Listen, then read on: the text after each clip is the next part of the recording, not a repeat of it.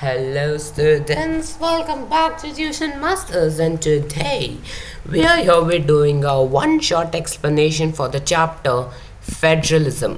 So ये power sharing के बाद आपका second chapter है of your grade 10 politics, that is Federalism. तो एक important chapter है, और if you have not seen the coming videos कि what is the weightage and everything, so make sure कि फेडरलिज्म एक इम्पॉर्टेंट चैप्टर जो आपके एग्जाम्स में आता है. So today we are going to do one shot explanation है. ज़्यादा एक सेशन नंबर 1 सेशन नंबर 2 ये सब कुछ नहीं करेंगे, एक शॉट में पूरा कंप्लीट करते हैं. So stay tuned till the end, हम इम्पॉर्टेंट चीज़ें पूरी कवर अप करेंगे. And let us get started. Make sure to hit the like button, share with your friends and subscribe to the channel. Now हमारे objectives क्या है इस chapter में, क्या पढ़ेंगे? We are going to understand the theory and practice of federalism in India. India में federalism कैसे practice होता है. देन पॉलिसीज और पॉलिटिक्स जिसने फेडरलिज्म को स्ट्रॉन्ग किया, और decentralization in India. There might be some new terms like federalism, decentralization, है ना. ये सब टर्म्स क्या है, we are gonna study it, do not worry. So federalism क्या होता है? पहले चैप्टर पावर शेयरिंग में हमने पढ़ा था that power should always be shared among people in order to avoid conflicts, और एक ये बहुत स्पिरिट है डेमोक्रेसी का, इजंट इट? सो फेडरलिज्म होता क्या है? फेडरलिज्म का definition we are going to discuss. Federalism, it is a system of government in which power is divided between the central authority and constituent units of country. मतलब let us take an example of your school. ठीक है, school का example ले लो. School में you have the principal, correct? Principal, let us say the principal is the central authority. उसके बाद you have your coordinators, है ना. coordinators को मान लो state authority, and then you have many teachers under them. Correct? So let us say this is the local. So power कैसे share हो रही है? मेन पावर सेंट्रल के पास है, प्रिंसिपल के पास है, और वो पावर डिवाइडेड है, शेयर्ड नहीं है, डिवाइडेड है among the coordinators, among the teachers. ये इंडिपेंडेंट डिसीजंस ले सकते हैं, बट सेंटर का भी कहीं ना कहीं रिलेशन होगा. Federalism is the same practice in a country जहाँ पे government centre, state, local self government सब में डिवाइडेड होती है. उसको कंट्री को हम फेडरल कंट्री और द उस सिस्टम को फेडरलिज्म कहते हैं. There are 2 levels of government.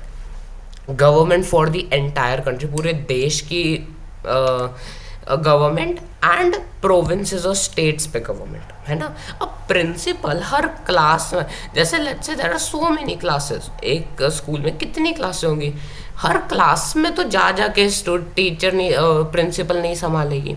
So we have teachers to handle at class level. Similarly हमारे गवर्नमेंट होती है पूरी कंट्री के लिए, and there is government for each states as well. दोनों की इंडिपेंडेंट पावर्स होती है, ठीक है. प्रिंसिपल की खुद की पावर है, और वो पावर दे नहीं रही है. Already the teachers have the power with them also, so there is they both are power independent. State government का खुद के पावर्स, और it is not answerable to the centre. India में स्टेट गवर्नमेंट को कोई आंसर नहीं देना पड़ता. हमने क्यों किया? मेजर डिसीजंस में दे हैव टू डू, छोटे छोटे में कुछ नहीं होता. Example is USA, United states of America. अब गवर्नमेंट के 2 टाइप्स होते हैं, यूनिटरी गवर्नमेंट होता है और एक फेडरल गवर्नमेंट होता है. सो यूनिटरी गवर्नमेंट मतलब यूनिटरी, वन, एक ही लेवल का गवर्नमेंट होना. सब यूनिट्स अगर हैं भी तो वो सबऑर्डिनेट है. अगर हम मतलब हर चीज़ कुछ भी हम करेंगे तो दूसरा उनको रिपोर्ट करना पड़ेगा, कि उनसे पूछना पड़ेगा. सेंटर ही हो सकता है जो ऑर्डर्स पास करेगा लोकल गवर्नमेंट्स को, है ना. Example United Kingdom. United Kingdom UK एक यूनिटरी फॉर्म ऑफ गवर्नमेंट है, whereas USA एक फेडरल फॉर्म ऑफ गवर्नमेंट है. So that's a difference. अब फेडरलिज्म के फीचर्स क्या है? There are 6 point mention. अगर आपके बोर्ड एग्जाम में आगे एग्जाम्स में आपको मिनिमम 5 मार्क्स के लिए आएगा, 5 या 3 मार्क्स के लिए. सो आपको 5 एटलीस्ट याद करके चले जाना, ठीक है. So what are the features of democracy? Let us begin. First point, 2 or more levels of government, 2 या 2 से ज़्यादा levels of government are present in a federal country. Point number 2, each level has its own power और jurisdiction. Jurisdiction मतलब एक जगह जहाँ की power आपको दी गई है। जैसे एक teacher let's say grade 10M को पढ़ा रही है, 10M को पढ़ा रही है, so the teacher has the own जगह की किधर जाके उनको कंट्रोल करना है, correct. Point number 3, jurisdiction is specified by the constitution and there is constitutional guarantee of authority। आप इधर करोगे आप उधर करोगे, वो सारा कुछ एक कॉन्स्टिट्यूशन में हमारे लिखा होता है कि कौन सी पावर कौन से ज्यूरिसडिक्शन में है। Point number 4, constitutional provisions can be changed only with the consent of both levels of government. अगर कॉन्स्टिट्यूशन बदलना है, स्कूल में कुछ चेंजेस लाने हैं, तो टीचर्स भी और प्रिंसिपल भी दोनों साथ में कोऑर्डिनेशन करेंगे, दोनों का कंसेंट चाहिए होगा। Point number 5, court interprets the constitution and the powers of different levels of government. Supreme court is the umpire if disputes arises. अगर दो स्टेट के बीच में लड़ाई चल रही है, ठीक है, तो क्या होगा, नाउ वी यू नो कि कोर्ट का सिस्टम कैसे चलता है। We have the normal court, state court, district court. अगर स्टेट के अंदर ही कुछ हो रहा है तो वो स्टेट कोर्ट में चले जाएंगे। बट अगर दो स्टेट्स लड़ रहे हैं, है ना, स्टेट गवर्नमेंट्स लड़ रहे हैं, तो वो सुप्रीम कोर्ट में जाएंगे, जो अंपायर होगा, द मेन जो सल्यूशन देगा।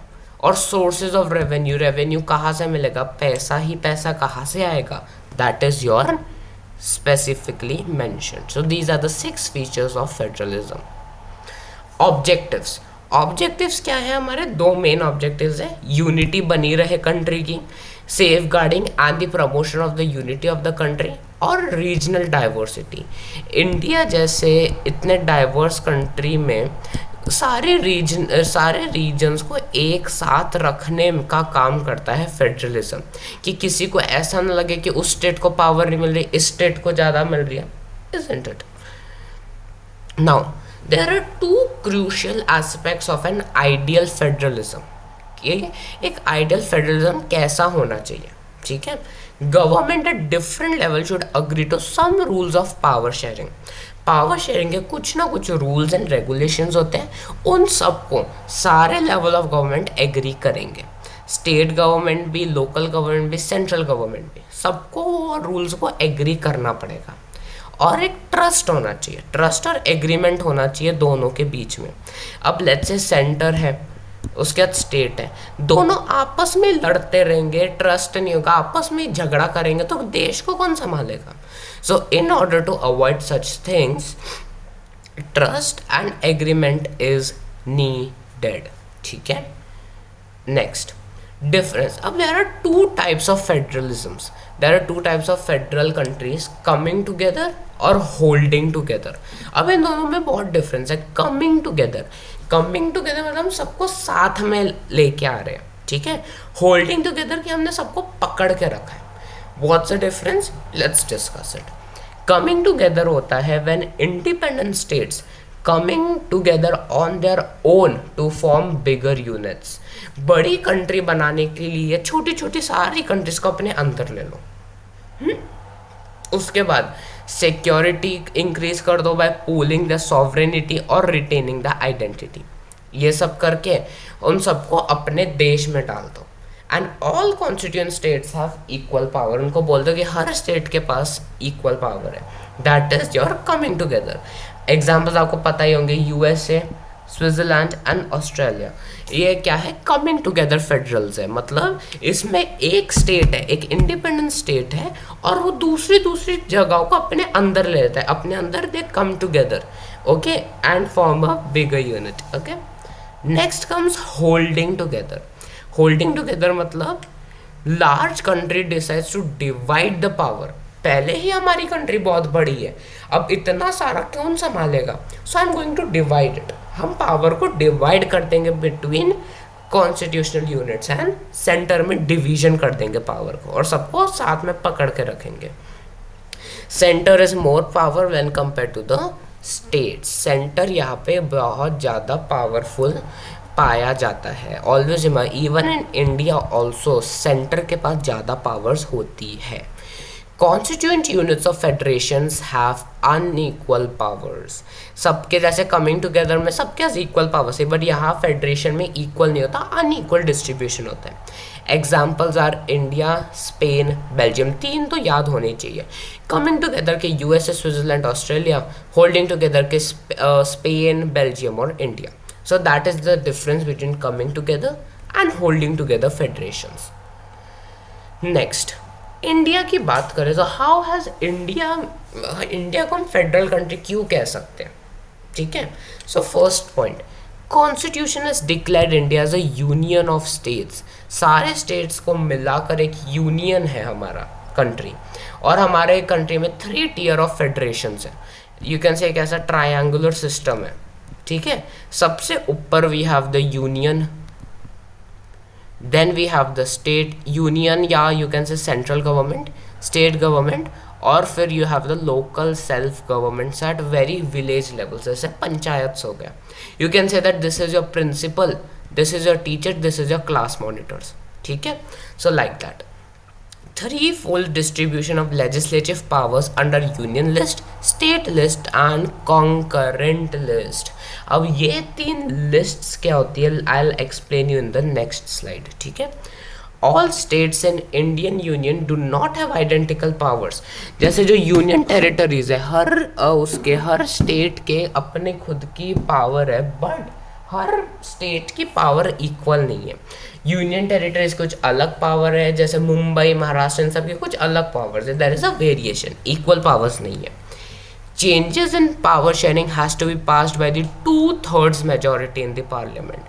2/3 होना चाहिए, तभी इतनी मेजॉरिटी होगी, तभी कोई ना कोई चेंज होगा। 3 गवर्नमेंट है ना, union, state, legislative, sorry local self, तो इन दोनों में से एटलीस्ट 2 जनों को एग्री करना ही पड़ेगा, तभी ही कुछ लॉ पास होगा based on the changes in power sharing. किसी की बार कम करनी है, बढ़ानी है, all of that. In case of dispute, division of power का apex court will take decision. Apex court मतलब आपका सुप्रीम कोर्ट, ठीक है। अगर पावर शेयर में कोई लड़े, मॉनिटर आके बोले कि नहीं मुझे पावर नहीं मिल रही, मुझे और पावरफुल बनना है, तो फिर प्रिंसिपल से जाके पूछना पड़ेगा डायरेक्ट क्या करें। नॉट इवन प्रिंसिपल का एग्जांपल छोड़ दो, हमको सुप्रीम कोर्ट केस जाना पड़ेगा।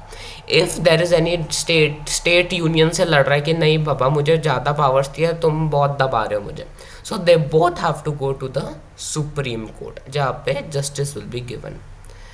ओके, अब आते हैं 3 जो लिस्ट थी, union list, state list and concurrent list. Union list मतलब नेशनल इम्पोर्टेंस पे, नाम से समझ यूनियन सबसे इम्पोर्टेंट जो होता है। यहाँ पे यूनियन जो हमारा सेंट्रल गवर्नमेंट है, only that can make the loss. इसके और सारे लॉ यही बना पाएगा, कौन बना पाएगा, सेंट्रल गवर्नमेंट ही बना पाएगी ऑन द यूनियन लिस्ट, ठीक है। क्योंकि स्टेट लिस्ट का कोई इसमें लेना देना कुछ नहीं है, there won't be any kind of कि अच्छा भाई अपना अपना कोई ओपिनियन बता दो मुझे, नथिंग। ओके, नेक्स्ट आता है कि कौन सी चीज़ें आर इंक्लूडेड, क्या क्या चीज़ें होती है। डिफेंस, क्योंकि कंट्री के ओवरऑल डिफेंस होता है। Banking, currency, foreign affairs, communication, ये सारी चीज़ें सेंट्रल गवर्नमेंट संभालेगा। Next comes the state list. State list मतलब लोकल और स्टेट के इम्पोर्टेंस के ऊपर, इधर सिर्फ स्टेट गवर्नमेंट बनाएगा, इधर यूनियन लिस्ट कोई इंटरफेरेंस नहीं कर सकता कि नहीं तुम ऐसा क्यों कर रहे हो। स्टेट बोलेगा अपना यूनियन लिस्ट संभालो। स्टेट लिस्ट जो है individual states will make the state list. इसमें क्या होता है, police, trade between the states, commerce, agriculture, irrigation, ये हर स्टेट का अलग होगा, सो लॉज भी अलग अलग बनेंगे। कॉन्करेंट लिस्ट ऐसी होती है जहाँ पे दोनों अपना इन्वॉल्वमेंट डालते हैं, कॉमन इंटरेस्ट के ऊपर होगा, जो सेंटर का भी है स्टेट का भी है, तो दोनों ही साथ में बैठकर लॉज बनाएंगे। For example education, forest, trade, unions, marriages, adoption, succession मतलब कि जब भी एक लेट्स से एयर हो गया है ना, एयर हो गया, आगे आने वाली पीढ़ी है ना, आई फॉरगॉट द वर्ड क्या होता है, you know we say that no movies में होता है, एक राजा मर जाता है तो उसका बेटा उत्तराधिकारी, हाँ उत्तराधिकारी, something like that you can say. So succession is like एक फादर डाइड, सो उसका जो एयर है, उसका आगे वाला जो बेटा है वो उसका पूरी पोजीशन पकड़ेगा। सो वैसे सक्सेशन को कॉन्करेंट लिस्ट में डाला जाता है। सो यहाँ पे यूनियन लिस्ट भी स्टेट लिस्ट भी दोनों अपना कॉन्ट्रीब्यूशन करेंगे। Okay, all right. Next is how does India practice power sharing. India में कैसे प्रैक्टिस होती है पावर शेयरिंग? हमारे इंडिया में we have linguistic states. Now how do you think कि हमारे इधर इंडिया में कैसे उन्होंने स्टेट्स को डिवाइड किया होगा? That is based upon the linguistic features. वो क्या भाषा बोलते हैं, क्या खाते हैं, क्या पहनते हैं, उन सबको मद्देनजर रखते हुए they have made to make the administration easier. कब से हुआ होगा? ऑब्वियसली जब इंडिपेंडेंस मिला होगा तब से ही हुआ होगा। India is a secular country. India is a secular country. That means हमारे इंडिया में कोई नेशनल लैंग्वेज नहीं है। I'll show you ahead also we have 22 languages, but कोई भी national language नहीं, not even Hindi is the national language, जो official language है, मतलब documents इन सब में हम use करते हैं, but national नहीं है। Restricting of power sharing between center and state, rise of regional political parties and coalition government। तो हमारे अंदर नया concept आया coalition government का। एक पार्टी ए है, पावर शेयरिंग में भी हमने पढ़ा है, ए बी है, इन दोनों को मेजॉरिटी मिली तो ये दोनों साथ में गठबंधन की सरकार बना के रूल ऑन करेंगे, और we have a 3-fold distribution. That's how India practises power sharing. अब आती है residuary powers. As I said you, हमारे पास 3 लिस्ट है, union list, state list and concurrent list, है ना। अब इसमें बात क्या बनती है, ये बहुत पहले बनी थी। अब जो नए नए लॉज आ रहे हैं, नई नई चीज़ें इवॉल्व हो रही है, उसको कहाँ डालेंगे? That comes under the residuary list. Residuary list मतलब जो बचा हुआ है, हमने अभी तक डाला नहीं, जैसे कंप्यूटर सॉफ्टवेयर्स, आईटी, ये सारे के ऊपर लॉज हम कैसे बनाए? जो बना के गए थे वो तो चले गए ऊपर। So all this subjects fall under the residuary list. और यहाँ पे कौन सबसे ज़्यादा करेगा? ओनली द यूनियन गवर्नमेंट, जो सेंट्रल गवर्नमेंट है, सिर्फ वो ही इसके ऊपर डिसीजंस ले सकते हैं। Alright, good. Next comes the linguistic states. Linguistic states मतलब हमारे इंडिया में states are divided based upon common language, है ना, basis of culture, ethnicity, geography, है ना, इन सबको एडमिनिस्ट्रेशन ईजी करने के लिए, जिसमें थोड़ी कॉमनैलिटी मिले। नागालैंड, उत्तराखंड, झारखंड, इन सबका अपनी खुद की लैंग्वेज होती है, अपना खुद का कल्चर होता है ना। That diversity is due to linguistic states. Next comes language policy. As I said, India में कोई भी लैंग्वेज को नेशनल लैंग्वेज नहीं दिया गया, नॉट इवन हिंदी। हिंदी को हम दूसरे non Hindi speaker, there are many parts, like in south चले जाओ, ईस्ट चले जाओ, बहुत पार्ट्स हैं जिनको हिंदी नहीं आती। सो सेंट्रल गवर्नमेंट ये नहीं लगा, नहीं नहीं नहीं, हिंदी को हम तुमके ऊपर थोपेंगे, नॉट लाइक दैट। 22 लैंग्वेजेस है एज स्केड्यूल्ड लैंग्वेजेस, और centre agrees to use English along with Hindi, है ना। फ्लेक्सिबिलिटी, ये नहीं कि इंग्लिश हमारी नेशनल भाषा है, हिंदी हमारी नहीं, कोई नहीं है, बट इसको ऑफिशियल डॉक्यूमेंट्स में हम यूज़ करते हैं।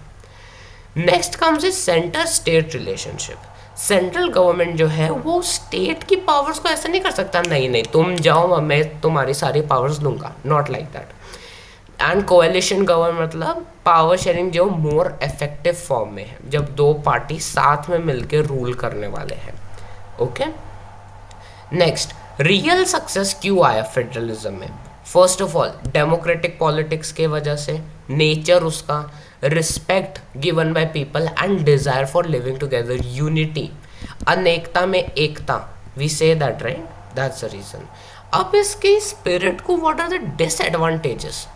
सेंटर जो है वो मिसयूज करता है कॉन्स्टिट्यूशन को, ताकि वो अपनी स्टेट गवर्नमेंट को निकाल दे, है ना। जो राइवल पार्टीज करते हैं, तो वो किसी को भी होगा ना, अगर आपके पास पावर है, दूसरे वाले के पास भी पावर है, आपसे कम है, बट आपको होगा ना कि उसको मैं ख़त्म करके उसकी पावर्स भी ले लूँ। That is something what happen sometimes, है ना, ऑफनली नहीं होता। कोalition गवर्नमेंट जो है न्यू कल्चर फॉर्म करता है ना, दो दो पार्टी साथ में मिलके करती है, so that's again a disadvantage. Last topic आता है डिसेंट्रलाइजेशन। सेंट्रलाइजेशन मतलब हमने सबको सेंटर को दे दिया पावर। डिसेंट्रलाइजेशन मतलब हम सेंटर गवर्नमेंट से लेंगे, स्टेट गवर्नमेंट से लेंगे सारी पावर और लोकल गवर्नमेंट्स को दे देंगे। स्टेट और सेंटर के पास कोई पावर नहीं रहेगी, लोकल गवर्नमेंट्स के पास ज़्यादा पावर रहेगी। बट ऐसा क्यों करना? बिकॉज जब स्टेट्स का साइज और पॉपुलेशन बहुत बढ़ने लगता है, इंटरनल डाइवर्सिटी, अभी जो अंदर ही अंदर हो रहा है वो हमको कैसे पता होगा, है ना? आपकी क्लास में जो भी हो रहा है, आपकी क्लास कैसी है, क्या करती है, वो तो क्लास के बच्चों को ही पता होगा। अब दूसरी क्लास का बच्चा थोड़ी ना आके कुछ बता पाएगा। सो दैट इज इट, और need for power sharing that happens when decentralisation takes place. और basic idea, as I said again, solving large number of problems and issues at local basic level पे people have better knowledge of problem localities, as I said, जो जहाँ रहते हैं उनको उनका उस जगह के बारे में ज़्यादा आइडिया होगी और कैसे उनको मनी स्पेंड करनी है, कैसे मैनेजिंग करना है, वो सबका। And people's participation in decision making और लोकल गवर्नमेंट के फॉर्मेशन में। 1992 का act, as per the 1992 act, decentralisation is bought in India. What are the steps taken? 5 steps, सीधा सीधा 5 मार्क्स का आ जाएगा। रेगुलर इलेक्शंस होंगे लोकल गवर्नमेंट्स में, पंचायत इन सब में, उसमें शेड्यूल कास्ट, शेड्यूल टाइप्स और बैकवर्ड क्लासेस को दिया जाएगा रिजर्वेशन। वुमेन के लिए 1/3 seats will be reserved. State election commission elections conduct करेगा और state government some power and revenue, पैसे दे सकता है लोकल बॉडीज को। That is as per the 1992 act, ठीक है। देन पंचायती राज, आपने छोटी ग्रेड्स में पढ़ा है about the local self government. So हमारे पास 3 लेवल्स होते हैं, विलेज, ब्लॉक और डिस्ट्रिक्ट। विलेज में वी हैव ग्राम पंचायत, ठीक है, एक पंचायत बैठती है, it is form by the gram sabha, और हेड कौन करता है? सरपंच हेड करता है। उसके बाद ब्लॉक लेवल, ब्लॉक में वी हैव पंचायत समिति, और पंचायत के मेंबर्स इस पंचायत समिति को इलेक्ट करते हैं। And BDO, your homework question for the day, you have to tell me in the comment section कि BDO का फुल फॉर्म क्या है। Next is district.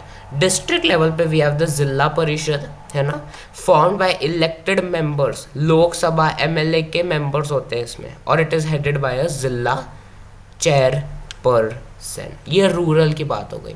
What about urban area, cities, Mumbai, इन सब में क्या होता है? We have the local government, towns और बिग सिटीज। टाउन्स की बात करें तो हमारे पास म्यूनसिपालिटी होती है, म्यूनसिपल चेयरपर्सन हेड करता है। बड़ी बड़ी सिटीज़ में वी हैव म्यूनसिपल कॉरपोरेशंस, और यहाँ पे मेयर जो है that is the head. So that tells you about the things. अब इसमें डिफ़िकल्टीज क्या है? इलेक्शन टू ग्राम सभा, ग्राम सभा के इलेक्शंस रेगुलर बिल्कुल नहीं होते, नेग्लेक्ट किए जाते हैं। Most of the states government are not transferring powers and बोलते हैं हम क्यों देख, खुद से करो, तो वो लोग बेचारे कैसे करेंगे? That's one of the main issues. Or with this, we are to the end of our chapter. Thank you very much for watching. Make sure to like the video, share करो अपने friends के साथ, and do subscribe to the channel right away. Bell icon को दबाओ ताकि आपको regular notifications मिल जाए। Federalism chapter होता है complete. Do let me know in the comment section आपको अगला कौन सा चैप्टर चाहिए, so that I can bring it up for you. I will be seeing you guys in the next video, so then stay tuned and goodbye. It's me signing off.